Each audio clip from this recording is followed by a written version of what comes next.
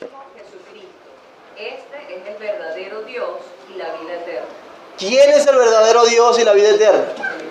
Señor Jesús, y dice verdadero y eterno Dios.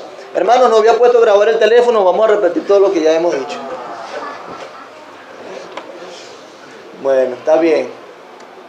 Bueno, eso lo han visto en las clases de grupo familiar. Entonces, primera de Juan 5:20 dice que Él es verdadero Dios, el Salvador. Que dice Isaías 8:12 y 13. No llaméis conspiración a todas las cosas que ese pueblo llama conspiración, ni temáis lo que ellos temen, ni tengáis miedo. A Jehová de los ejércitos, a Él santificad, sea vuestro temor y Él sea vuestro miedo. ¿Quién debe ser nuestro temor y nuestro miedo? Dios. No temas a lo que ellos dicen, ¿cierto? ¿Qué dice ahora primera de Pedro 3:15? Dinos santificad a Dios el Señor en vuestros corazones, que están siempre preparados para presentar defensa en mansedumbre y reverencia ante todo el que demanda la propia esperanza que hay en nosotros. Amén. Por tanto, no os amedrentéis por temor de ellos, ni os conturbéis, dice el versículo, parte del versículo 14, sino santificad a Dios el Señor en vuestros corazones y estad siempre preparados para presentar defensa con mansedumbre y reverencia ante todo el que os demande razón de la esperanza que hay en vosotros. De nuevo, se presenta o se alude a Cristo, a la fe en Cristo, en el nombre de Jesús. Se alude allí a una identificación como Dios desde Isaías. ¿A quién debemos santificar en nuestros corazones? A Dios, dice Isaías. ¿Y a quién lo aplica Pedro? A Cristo también, al Señor. A Dios el Señor. A Dios el Señor, o específicamente en otras traducciones, o la mejor traducción allí en 1 de Pedro sería Cristo, o el ungido, el Cristo, el Señor. Vemos entonces cómo Isaías también aplica esos términos a Dios, o esa esencia, a Jesús, diciendo que Jesús es verdadero y eterno Dios. ¿Ok? Jesús es verdadero y eterno Dios. Sí, es el Hijo unigénito de Dios, pero también es verdadero y eterno Dios. ¿Qué más nos dice la confesión de fe acerca de Cristo? O mejor dicho, ¿qué más nos dice la Biblia acerca de este Señor Jesús? Dice la confesión de fe, siendo verdadero y eterno Dios, el resplandor de la gloria del Padre. El resplandor de la gloria del Padre. ¿Quién sabe dónde? Dale adelante, mi hermano, por favor. Gracias. Otro más. Excelente. No, va atrás. Ahí sí. Hebreos 1, del 3 al 4. Cual, siendo el resplandor de su gloria, la imagen misma de su sustancia, y quien sustenta todas las cosas con la palabra de su poder, habiendo efectuado la purificación de nuestros pecados por medio de sí mismo, se sentó a la diestra de la majestad en las alturas, hecho tanto superior a los ángeles, cuanto heredó más excelente nombre que ellos. Perfecto. Excelente pasaje. Hablando del Hijo, a quien constituyó heredero de todo, y por quien asimismo hizo el universo, el cual es quien, Cristo Jesús, siendo el resplandor de su gloria, siendo el resplandor de su gloria, y la imagen misma de su sustancia. Hermano, qué término tan amplio para aplicarlo a Cristo. El resplandor de su gloria. Aquello que en el Antiguo Testamento identificaba con poder la presencia de Dios, al punto que el pueblo de Israel tembló, al punto de que Moisés tuvo que ponerse un velo cuando iba a hablar con el pueblo porque bajó de aquel monte. Esa gloria, ese resplandor que representaba la presencia de Dios, dice Hebreos que es ¿quién? Cristo. El resplandor de su gloria. Wow. O sea, está dándole una totalidad. Aún lo que emana su gloria en esencia es Cristo. Cristo es ese resplandor. Él es Dios. Y eso es la idea también que comunica el autor de Hebreos, sumado con que es la imagen misma de su sustancia, es decir, que Él también reproduce ese resplandor de gloria. Él mismo sustenta todas las cosas con la palabra de su poder. Él mismo es Dios, porque de hecho es superior a los ángeles, que es lo que nos dice el versículo 4. Hecho tanto superior a los ángeles, cuando heredó más excelente nombre que ellos. Y sin embargo, todavía le sigue identificando el primer capítulo de Hebreos a Jesús como el Hijo. El Hijo.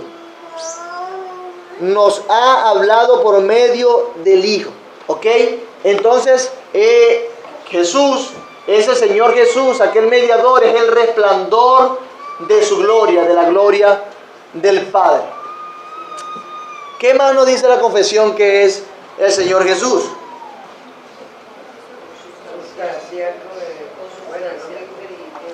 Consustancial con aquel que hizo el mundo e igual a Él. Consustancial con el Padre, la misma sustancia, igual a Dios, que dice Juan 1 y 5:18 y 20:28.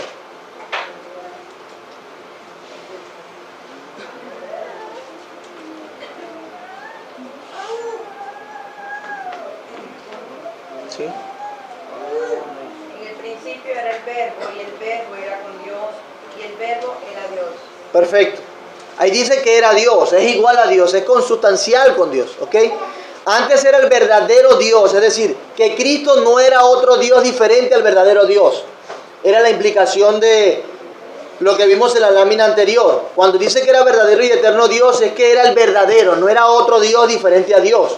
Ah, no, un Dios de la misma potencia que el Dios. No. Era el mismo verdadero Dios. El mismo Dios del Antiguo Testamento es Cristo. Eso es lo que quería comunicar el verdadero y eterno Dios. Ahora dice que es consustancial con el Padre, igual a Dios. Es decir, que tiene la misma esencia. Son lo mismo, son iguales. Que como nos dice en el principio era el verbo, y el verbo era con Dios, y el verbo era Dios. Dos personas, un mismo Dios. Juan 5:18. Por esto los judíos aún más procuraban matarle, porque no solo quebrantaba el día de reposo, sino que también decía que Dios era su propio Padre, haciéndose igual a Dios. ¿Cómo se hacía Jesús? Igual a Dios. Juan, en ese comentario de esa narración, coloca ese término importantísimo. Jesús es igual a Dios. ¿Por qué decían aquellos que Jesús era igual a Dios? Porque Él decía que era el Hijo de Dios. Y por un razonamiento judío, yo entendía, si tú eres el Hijo de Dios, entonces eres igual a Dios. Y ahí cabe la analogía perfectamente de un rey y su hijo. Un rey tiene una esencia, ¿verdad?, poderosa, monárquica. Es el linaje real, y el hijo tiene su linaje. Si decían que alguien era hijo del rey, entonces se hacía igual al rey, del mismo linaje. O sea, a fin de cuentas iba a heredar lo mismo que era ese rey. Todo el potencial, todo lo que era en esencia lo iba a heredar. Por eso es que en el Juan 5:18 se dice que Jesús se hizo igual a Dios cuando se llamaba Hijo de Dios. Fíjense la diferencia que hay. Algunos judíos pudieron haber interpretado el hecho del término Hijo de Dios, pero en un estatus diferente. Pero ellos vieron que Cristo se llamaba Hijo de Dios en un estatus superlativo, diferente, definitivamente. Por eso es como veíamos la semana pasada, que es engendrado primogénito, el unigénito de Dios. Si se fijan, o sea, destaca sobre el resto de sus hijos, como por ejemplo nosotros, que somos adoptados, y como por ejemplo los otros hijos, a los cuales la Biblia le llama hijos, que forman parte de su creación, hablando de los ángeles. 20:28. Entonces Tomás respondió y le dijo: Señor mío y Dios mío.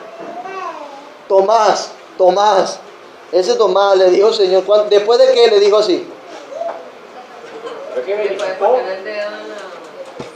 Señor mío y Dios mío, eres tú. Yo no sé si pensar a veces como siempre vemos a Tomás como del incrédulo, ¿no?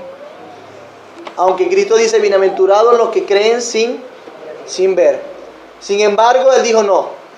Imagínate que él haya pensado, bueno, la Biblia enseña que Cristo tenía que resucitar y tenía que ser la misma persona. Hasta que yo no vea ese Cristo, no voy a creer en otro. Porque si otro me sale igualito diciéndome que es el Señor, no le voy a creer.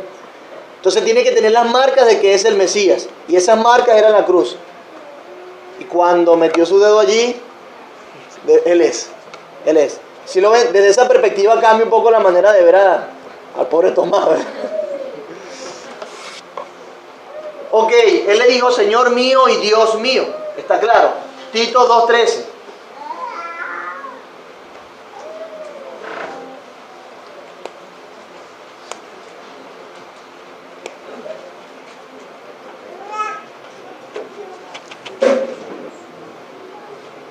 Tito 2:13. Aguardando la esperanza bienaventurada y la manifestación gloriosa de nuestro gran Dios y Salvador Jesucristo. Pablo le dice a Tito, aguardando la esperanza bienaventurada de nuestro ¿quién? ¿Cómo le dice? ¿Cómo lo califica? Gran Dios y Salvador. ¿Quién es ese gran Dios y Salvador? Jesucristo. Arrio tuvo que haber estado bien. Algo pasó. Yo no sé qué tomaban en ese tiempo, que Estaba drogado. algo sucedió. ¿Ok? Entonces dice, gran Dios y Salvador Jesucristo. Como dice Pablo a Timoteo. Pablo lo califica como Dios. Segunda de Pedro 1:1. Simón Pedro, siervo y apóstol de Jesucristo, a los que habéis alcanzado por la justicia de nuestro Dios y Salvador Jesucristo, una fe igualmente preciosa que la nuestra. Perfecto. Por la justicia de nuestro Dios. Ok. Fíjense que hablando de cartas o de epístolas, de apóstoles confirmados entre los 12, está Pedro, está Pablo y está Juan, ¿cierto? De los que escribieron el Nuevo Testamento, inspirado por Dios. ¿Y cuántos de ellos dicen claramente y directamente que Jesús es Dios? ¿Ah? ¿Cuántos de ellos dicen que Jesús es Dios directamente? Los 3. Hemos leído a Juan, hemos leído a Pablo y ahora estamos leyendo a Pedro. A Tito no lo hemos leído. No han llegado todavía algunas cartas. Tito 2:13 que leyeron ahorita. Sí, pero ese es Pablo, no es Pablo. Es Fidel, pero concha, le hago hará. Yo escuché Tito. Bueno, pero ese es Pablo. ¿Quién escribió Tito? Tito. Pablo, mire. Ok, entonces Pablo, Pedro y Juan dicen claramente y por toda la del medio que Jesús es el verdadero y eterno Dios, consustancial con el Padre, igual a Dios.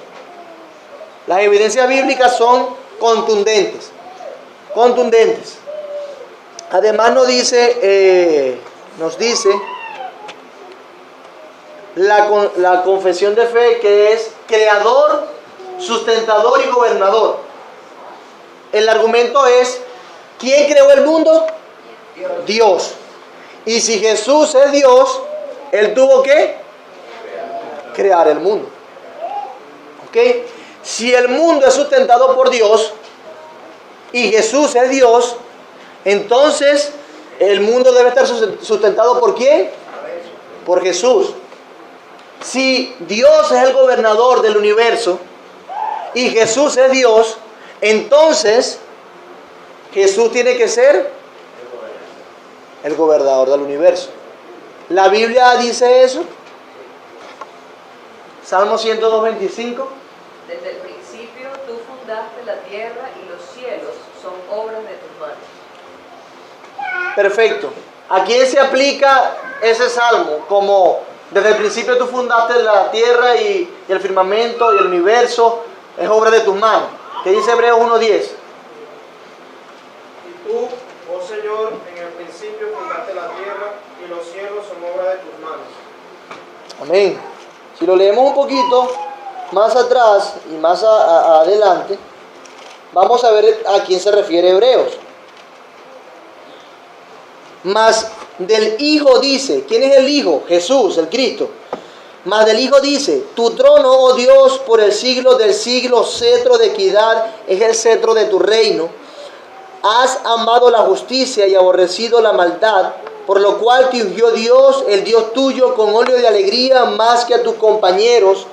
Y tú, oh Señor, en el principio fundaste la tierra y los cielos son obra de tus manos.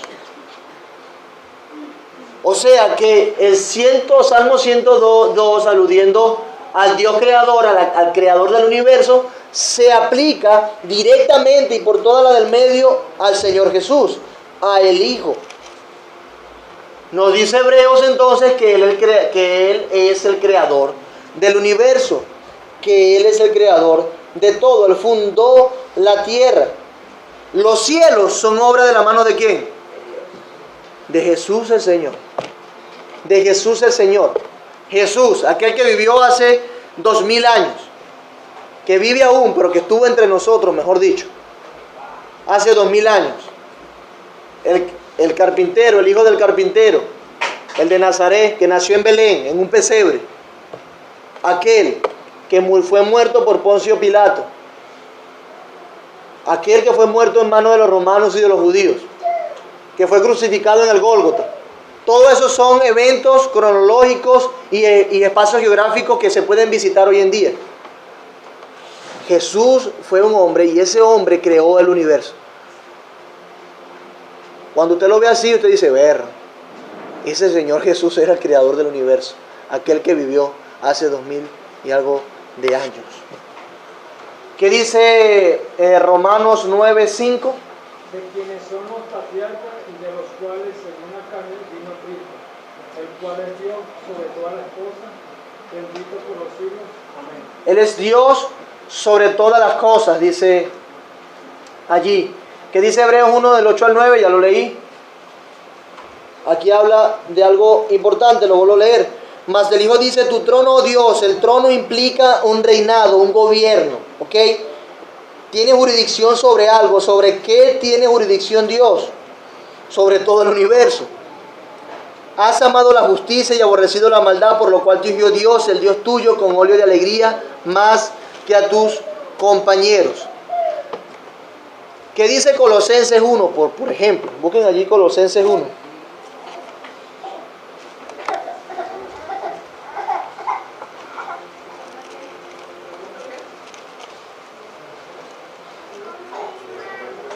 ¿14 creo que es? 15 al 17. 14. 15 al 17. Ajá, 15 al 17. ¿Qué dice? Léalo, Carlito, entonces.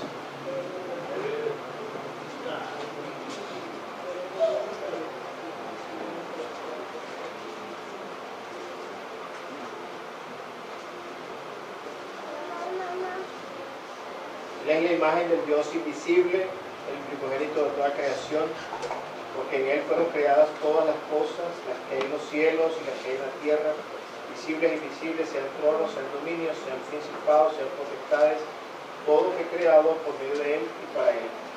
Y Él es antes de todas las cosas, y todas las cosas en Él subsisten. Amén. Y en Él todas las cosas subsisten.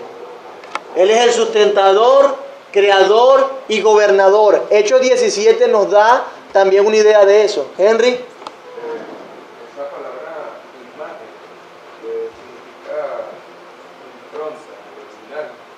Impronta quiere decir que es como buscar, cuando algo se le toma impronta, se le toma para ver que sea el original. Okay. Y esa impronta quiere decir que realmente es verdadero o no es verdadero, es imitación o original. En ese sentido, y por eso Pablo lo llama ahí, él es la imagen, es la impronta, es idéntico, es el original, Él es el que es. Amén, así es. Así es. Gracias, hermano, por esa acotación importante. Él es la imagen de Dios. Juan capítulo 1 nos presenta que ¿quién ha dado a conocer al Padre? El Hijo. Él le ha dado a conocer. Él les ha dado a conocer. Entonces Cristo Jesús es el creador sustentador y gobernador. Él gobierna todas las cosas. De hecho, Dios lo sentó en un trono. Cristo está reinando y ha de poner todas las cosas bajo sus pies. Todas. Y todos se arrodillarán ante Cristo como Dios, Señor y Rey. Es sumamente importante esos términos. Entonces, la pregunta sería, ¿ese Señor Jesús del que nos está hablando la confesión, que es el mediador, es Dios, sí o no? Es Dios. Es Dios. Él nos convenía que fuera Dios. Ese mediador nos convenía que fuera Dios mismo. Dios mismo. El Señor Jesús es Dios completamente. El Señor Jesús es el Hijo unigénito de Dios, el verdadero y eterno Dios. Es el resplandor de su gloria, es consustancial con el Padre, igual a Dios, y creador y sustentador y gobernador del universo. Y cuando hablo del universo es literalmente fuera del planeta también. Él gobierna todo. La supernova, las galaxias, los agujeros negros, las constelaciones, todo lo gobierna, sustenta y sostiene Cristo Jesús el Señor. ¿No es fabuloso eso? Aquel que vino y murió por nosotros, ¿será que es poderoso para mediar, para entregarse, para salvar a un pueblo para sí? Definitivamente. Y Dios le dio un pueblo para sí y lo hizo heredero de todas las cosas. Ese es nuestro Señor Jesús. Por eso es que debemos decir que fuera de Jesús no hay salvación, porque nos convenía que fuera Dios. ¿Y quién sino Jesús es Dios? ¿Quién fuera de Jesús es Dios? ¿Quién? ¿Quién puede llevarnos al Padre? ¿María? No sirve para ser esa mediadora, esa intercesora. Los ángeles no sirven, no son suficientes. El Papa no sirve, no son suficientes. ¿Quién más? Los sacerdotes no sirven, no son suficientes. Santa Bárbara no sirve, no es suficiente.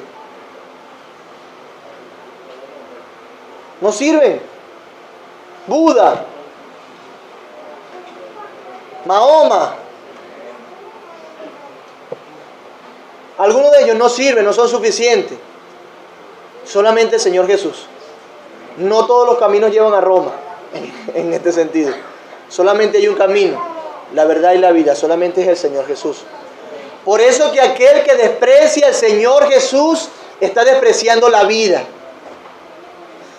Aquel que desprecia a Cristo y no le obedezca como el gobernador y sustentador y creador está despreciando la vida.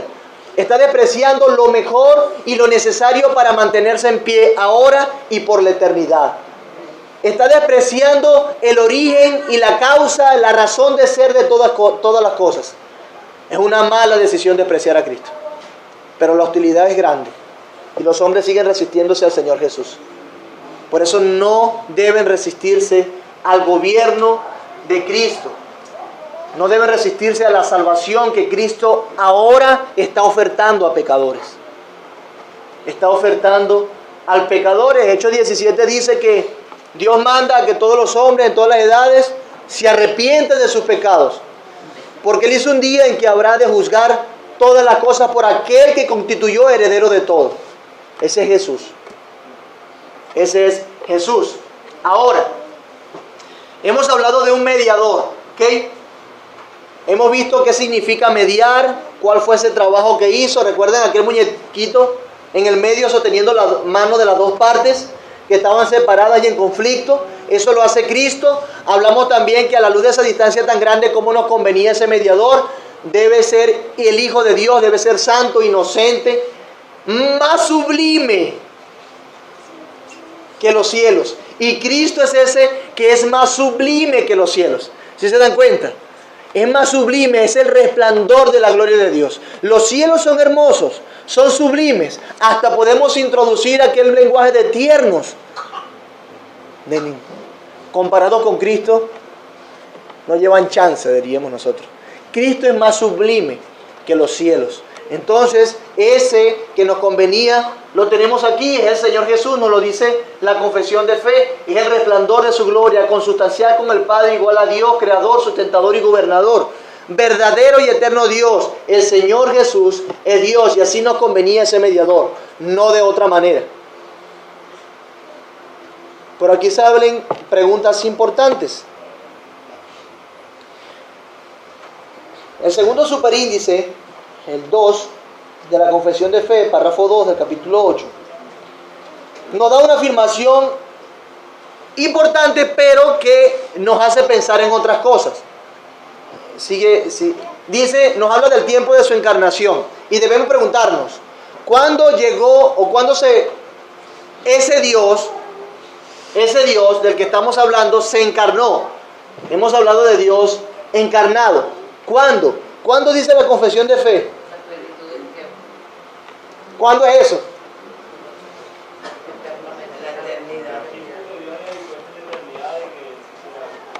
Voy otra vez. Leamos la confesión. El resplandor de la gloria del Padre, consustancial con aquel que hizo el mundo e igual a Él, y quien sostiene y gobierna todas las cosas que ha hecho. Cuando llegó a la plenitud del tiempo, tomó sobre sí la naturaleza del hombre con todas sus propiedades esenciales. Hablando de la encarnación. ¿Cuándo fue esa plenitud del tiempo? Marcos 1:15 lo dice en la palabra del propio Señor Jesucristo. Léalo, mi hermano. El tiempo se ha cumplido.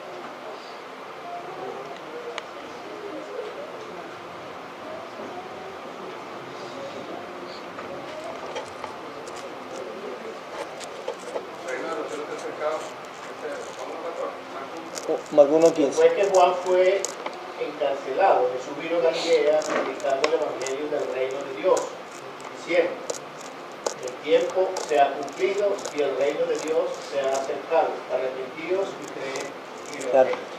Ese pasaje es importante porque habla de ese inicio de la predicación como tal de ese mensaje.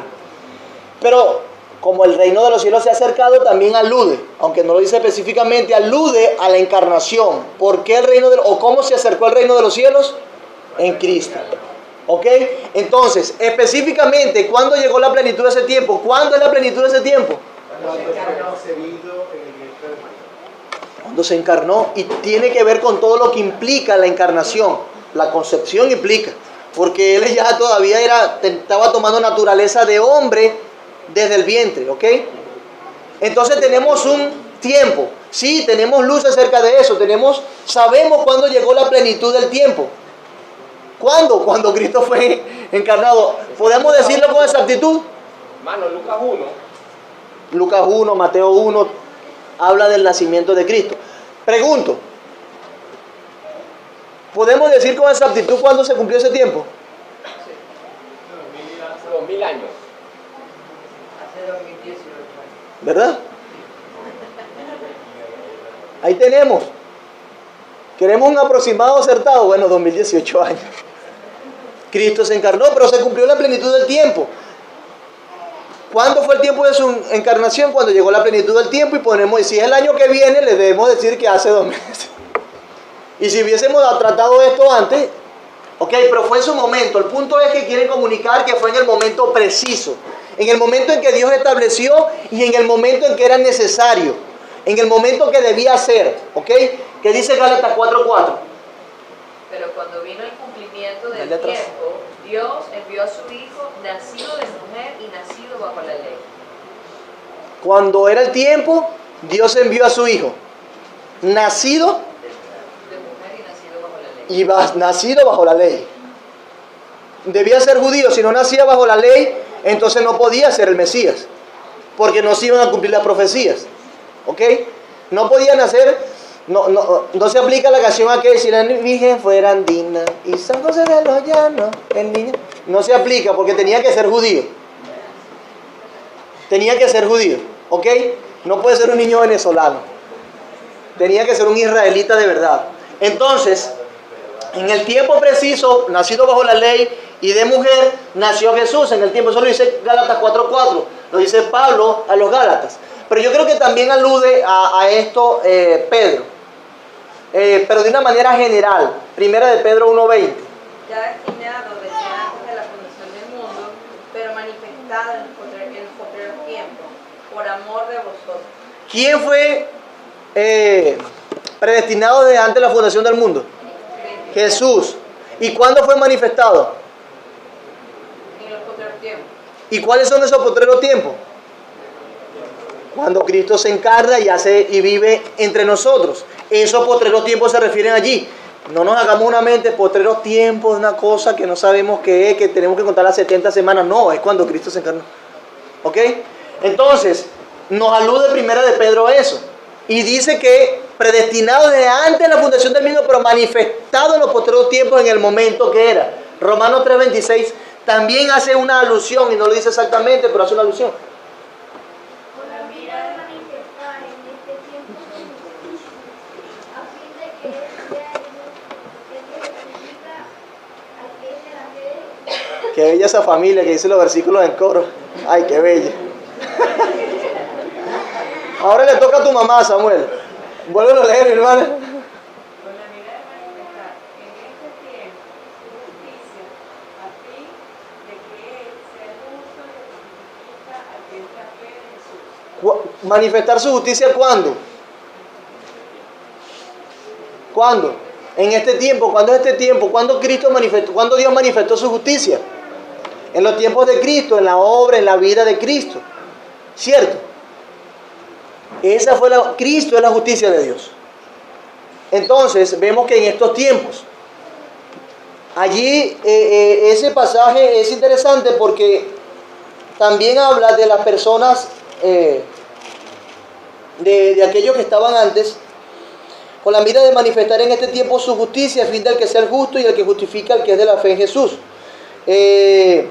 25. A quien Dios puso como propiciación por medio de la fe en su sangre para manifestar su justicia, a causa de haber pasado por alto en su paciencia los pecados pasados. ¿De quiénes? ¿Los pecados de quiénes?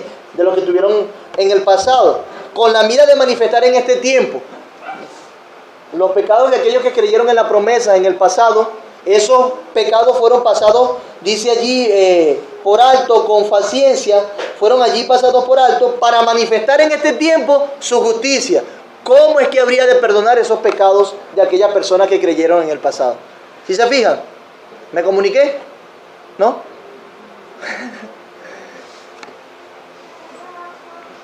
Yo lo dije ya en los pactos, ¿no?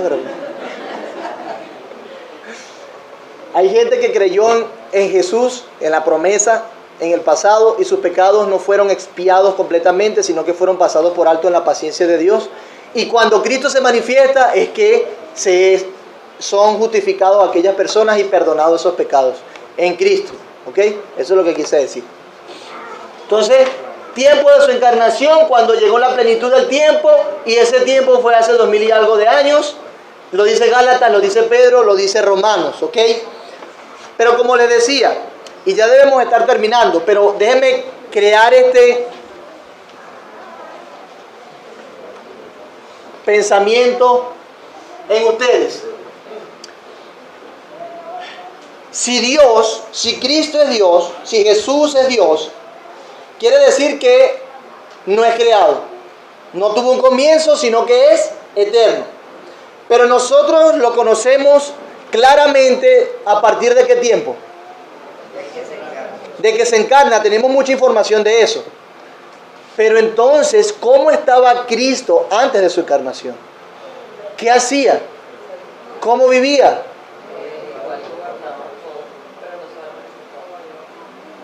¿Cómo se manifestaba o se daba a conocer la segunda persona de la Trinidad antes de su encarnación?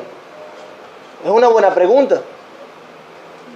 Es una buena pregunta que si la va a responder, varón, me la responde la semana que viene, porque esto es para crear nada más. ¿Ok? Esa es una muy buena pregunta. Además de eso, otra cosa que quisiese hablarles la semana que viene es hablando de ese cumplimiento del tiempo. Cuando llegó la plenitud del tiempo, dice la confesión de fe, pero los pasajes que hemos visto hablan de un cumplimiento de un tiempo. Un cumplimiento preciso en los postreros días, cuando llegó el tiempo, cuando era la hora. hablando de la encarnación de Cristo, diciendo que era el momento preciso, era ese momento el que había sido predestinado y decretado. No pudo haber llegado en los tiempos de David, no pudo haber llegado en el 2050, que no existiría porque existe el 2050 o va a existir por Cristo. No pudo haber llegado antes ni después. Era en ese momento que tenía que encarnarse la segunda persona de la Trinidad. Y eso nos dice que hay un plan. Hay un plan, hay algo que se está siguiendo. Hay un camino que se está siguiendo que no es algo espontáneo, no es un plan B, no es una respuesta acelerada o improvisada de un Dios que no tiene el control de todas las cosas, no. La Biblia enseña que fue en el tiempo preciso, oportuno. Y de eso quisiese hablar en estos versículos que ya vamos a verlos la semana que viene, ¿ok? Vamos a hablar. ¿Qué otros tiempos hay? ¿Será que la Biblia sigue hablando de un lenguaje como ese que comunica y que ha de comunicarnos a nosotros seguridad? ¡Wow! Sí, la Biblia habla así. Y nosotros podemos estar seguros entonces que en su tiempo Cristo volverá por su iglesia. Él volverá. Y que en su tiempo nosotros resucitaremos de los muertos. No nos quedaremos en la tumba porque Cristo no se quedó en la tumba. Eso es hermoso. Que en su tiempo el cielo y la tierra pasará y serán mudados y habrá una tierra nueva y un cielo nuevo a su tiempo. Y ahí está nuestra esperanza. Por eso que aquellos saludaban las promesas de Dios, ¿recuerdan? Hebreos. Saludándolas, creyéndolas, confesando que eran extranjeros y peregrinos. Así que, mis amados hermanos, ánimo que Cristo Jesús es el Señor, Dios, mediador entre Dios y los hombres. Nuestra salvación está segura y las promesas también. Vamos a orar. Señor, queremos darte gracias por este hermoso tiempo que nos has dado de compartir tu palabra. Un beneficio enorme para nosotros porque, aunque lo hayamos visto varias veces y quizá algunos de estos versículos ya no los sepamos de memoria, enriquece nuestra fe, la fortalece. Gracias, Señor Jesús, gracias. Gracias por encarnarte. Gracias, Dios, por enviar a tu Hijo y, como aprendimos en el párrafo anterior, por ordenarlo desde antes de la fundación del mundo. Gracias porque tú le enviaste y, como vamos a aprender, le capacitaste para esta ardua, importante y hermosa labor, que es ser el mediador. Ayúdanos a recordar siempre esta verdad para que fortalezca nuestra fe, y te ruego que si hay alguno aquí que no ha creído en ti, Jesús, que con esta tu palabra sean quebrantados sus argumentos y entiendan que necesitan de ti, de lo contrario perecerán. Por favor, Señor, trae salvación, te lo rogamos. Espíritu Santo, obra profundamente en los corazones. En el nombre del Señor Jesús, nuestro Salvador y Mediador.